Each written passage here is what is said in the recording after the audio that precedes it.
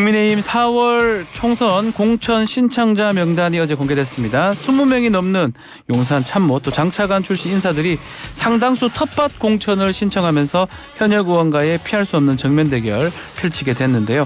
대구 달서구 가배 지역구를 둔 국민의힘 홍석준 의원 전화 연결해서 자세한 이야기 나눠보겠습니다. 의원님 나와 계십니까? 예, 안녕하십니까. 반갑습니다. 안녕하십니까. 자, 공약개발본부 규제 개혁 TF 단장이 되셨습니다. 네. 체감할 성과 내겠다 포부도 보이셨는데 어떤 공약 좀 공개해 줄 수 있습니까? 예, 제가 사실은 지금 저희 당의 특위인 규제개혁 추진단의 위원장으로서도 활동을 하고 있습니다만은, 네. 이번 총선이 또한, 우리 정부, 특히 국민의힘이 나가야 할 방향을 국민들한테 보여주는 어떤 중요한 계기 아니겠습니까? 그렇죠. 그래서, 이런 기회에, 정말 우리 대한민국 미래와 국민들이 책임할 수 있는, 규제 개혁을 좀 해야 되겠다, 뭐 이런 어떤 생각으로 만들게 당에서 된 것 같습니다. 그래서 지금 기존에 또 굉장히 많이 지금 윤석열 정부나 국민의힘에서 하고 있는 성과 중에서 산업단지 관련된 규제 완화라든지 외국인 노동자라든지 이런 기존에 하고 있던 부분은 더 가속화를 좀 하고요. 예. 그다음에 또 스타트업 관련해서 이미 이제 로톡이라든지 3.3이라든지 이런 기업들도 경영이 가능하게 되는데 이런 스타트업 관련된 부분 그리고 또 의료 부분이라든지 또 토지의 이용 문제 부분이라든지 국민의 실생활과 특히 경제산업과 관련 있는 어떤 부분에 대해서 좀 더 구체적이면서도 실현 가능한 공약을 낼 계획입니다.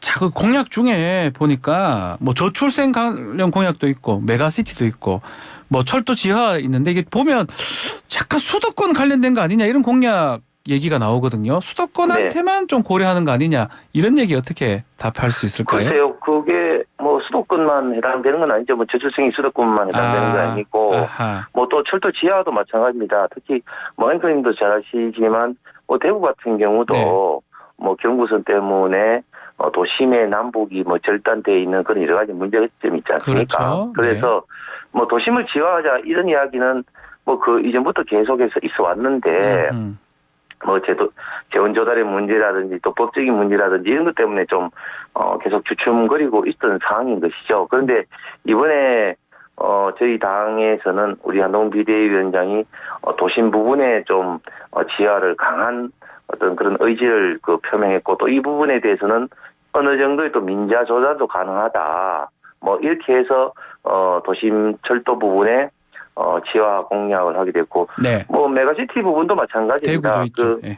예, 메가시티 부분도 물론 지금 김포에서 촉발된 이슈이지만, 저도 메가시티 특별위원회 위원으로 활동을 했었는데, 네.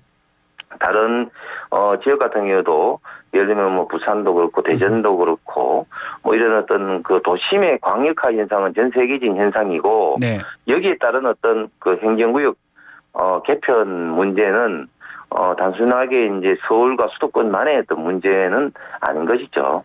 그 말씀하신 지금 이 김포 서울 편입론 메가시티라고도 할 수도 있는데 이게 또 총선 2달여 앞두고 또 이슈가 다시 나왔거든요. 네. 이거는 또 의석수 이런 것도 생각했다 이렇게 봐야 됩니까? 어떻게 봐야 됩니까? 네, 이미 저는 우리 조경태 당시 메가시티 위원장이 대표 발의한 김포 편입안에 대해서 저도 이제 공동 발의를 했었고 계속 이 안은 진행 중이었습니다. 단지 이제 그동안 이제 약간 이제 핫 이슈에서 약간은 조금 이제 떨어지는 그런 어떤 분위기였지만 네.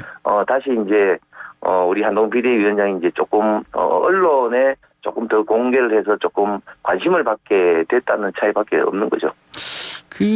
입법 시간 고려해 보면 목련피는 봄 이렇게 말씀하셨는데 네. 가능하겠습니까? 이게 3월, 4월에 이런 거죠. 지금 민주당은 지금 사실 좀 입장이 어정쩡한 상태입니다. 당론으로 지금 김포라든지 메가시티 안에 대해서 반대하진 않고 개별 의원들이 지금 반대하는 그런 좀 형국이거든요. 예. 그래서 만약에 민주당이 당론만 반대하지 않으면 의원 개별 어떤 투표를 한다면은 지금 21대가 끝나기 전에도 당연히 이제 법안을 통과시킬 수가 있습니다.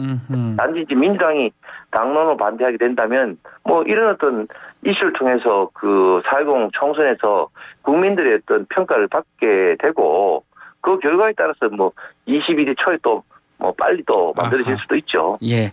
자, 공천 신청 얘기도 좀 해보겠습니다. 국민의힘 신청 마감이 됐는데 영남은 보니까 65개 지역구인데 278명이 몰렸습니다. 4.28대 1의 경쟁률이네요. 어떻게 네. 보고 계십니까? 예, 뭐 항상 저희 당세가 그 영남 지역이 강하기 때문에 네. 예, 영남 지역의 좀 경쟁률이 뭐 어떤 뭐 총선이든 좀 더 세왔고 이번에도 저희들 당의 전국 평균 경쟁률이 3.3대 5대 1인데 이제 영남은 한 4.3대 1이 되기 때문에 그렇죠. 예. 조금 높다고 좀 볼 수 있는 뭐 그런 상황입니다. 또 특히 지금 용산에 이제 참모들 아니면 장차관 출신들 뭐 영남이나 또 강남 쪽에 이렇게 우세 지역으로 지원한 곳이 나타났는데 이런 현상은 어떻게 봐야 됩니까? 예, 뭐 그래도 그 용산 출신이라든지 장차관들이 뭐 네. 우리 이제 국민의힘의 그 강세 지역만 나온 것이 아니라 뭐 전반적으로 격전지에도 지금 많이 나가 있는 그런 어떤 상태입니다. 그 이전에는 뭐 검사 공천이니 또 뭐 용산발 낙하산 공천이 계속 굉장히 좀 뭐 그런 어떤 일방적인 어떤 그런 어떤 공천을 받을 거다.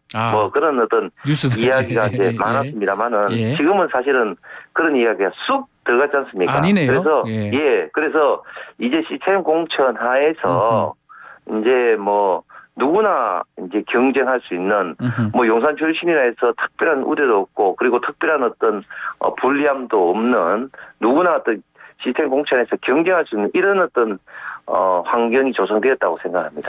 이 용산이나 이 출신들 성적표는 어떻게 전망하십니까? 현재 분위기 좀 말씀해 주십시오. 대구나 뭐 영남 지역도 그렇고. 그게 뭐 용산 출신에서 그 일방적으로 뭐 분위기가 뭐 좋다 나쁘다고는 뭐 이렇게 말할 수는 없을 것 같고요. 예, 결국 이제 그 본인들의 개별적인 뭐 경쟁력이 좌우되지 않을까. 그 지역에 대한 어떤 연고라든지 또 본인의 어떤 지금까지 어떤 삶의 계적에서 지역민 주민들과 어떤 호흡을 맞춰 왔는지 뭐 그런 어떤 본인의 어떤 경쟁력 하에서 결국 이제 그 현명하신 유권자들께서 주민들께서 판단하시리라 생각을 합니다. 자, 우리 의원님 지역구가 대구 달서 갑 아닙니까? 네네네. 유영아 변호사가 공천 신청을 했더라고요. 네네. 이제 한판 이제 해야 될 것 같은데 뭐 또 최근에 또 한동훈 위원장하고 박근혜 전 대통령도 만날 수도 있다 이런 보도도 있던데요. 만나는 거 맞습니까? 어떻게? 아닙니다.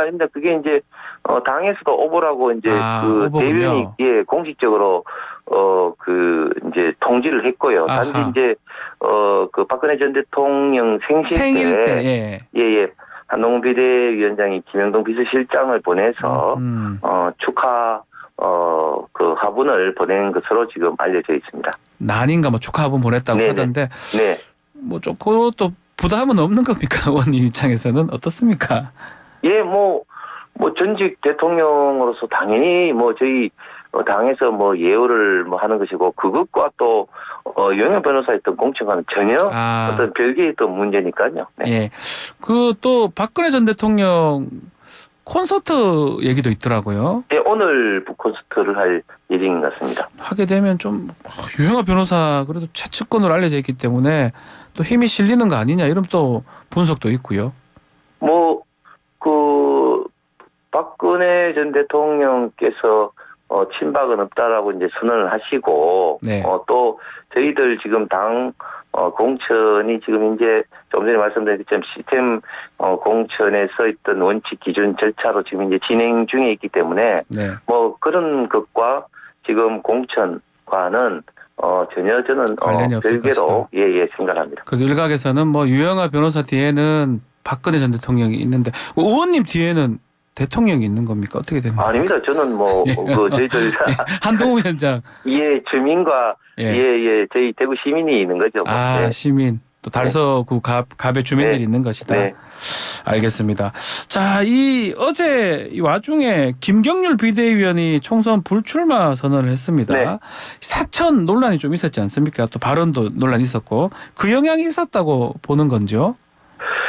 예, 뭐 그런 영향이 없다고는 볼 수가 없겠죠. 사실 참 김경률 비대위원도 조금 입장이 억울할 수 있는 게 잘하신 지금 사천이라는 것은 당선이 정말 가능성이 높은 지역에 아하. 뭐 이렇게 공천받는 것이 이제 사천이라고 볼 수가 있는데 잘하신 지금 마포 지역은 이제 정청래 의원이 뭐 굉장히 좀 강세를 보이는 지역이라서 국민의힘 입장에서는 뭐 쉬운 곳은 아니지 않나요? 아유 절대 쉬운 곳이 아니죠. 아하. 예, 그리고 사실 또 뭐 이걸 공천을 준다는 것도 아니고 네. 단지 이제 한동훈 비대위원장이 김경률 비대위원 이쪽에 출마한다 뭐 이 정도 이야기했는데 어쨌든 한동훈 비대위원장이 언급한 자체가 뭐 실질적으로 그 지역에 있는 김성동 당협위원장과 경선을 붙는다 할지라도 예.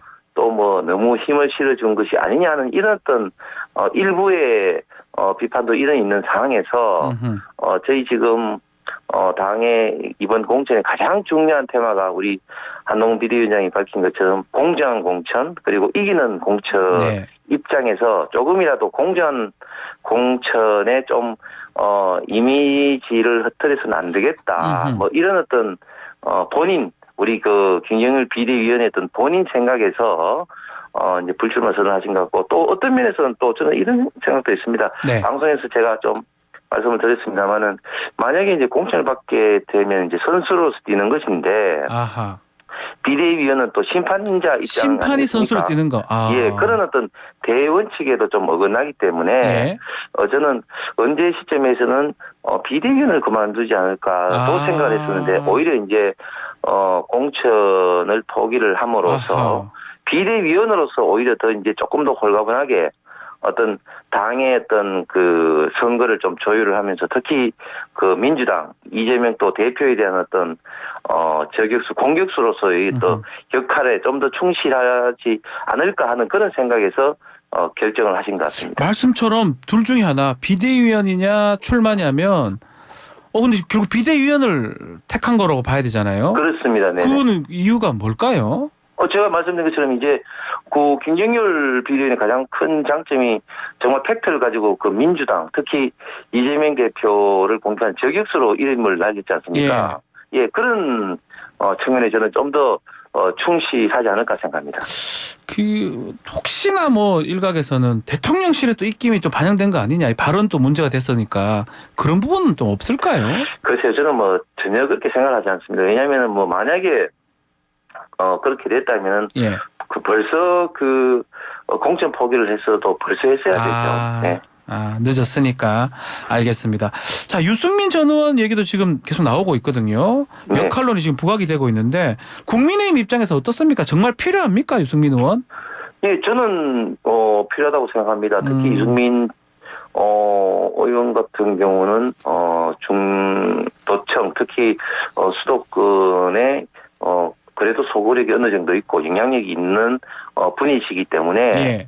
지금 수도권 선거가 굉장히 치열하고 또 승부의 관건 아니겠습니까? 그렇죠. 그렇기 때문에 이 부분에 대해서는 저는 분명히 이제 그 영향력이 있고 그래서 유승민 의원을 어떻게 활용할 것인가 이런 것은 좀 한동훈 비대위원장이 좀 고민을 좀 많이 하실 사항인 것 같습니다.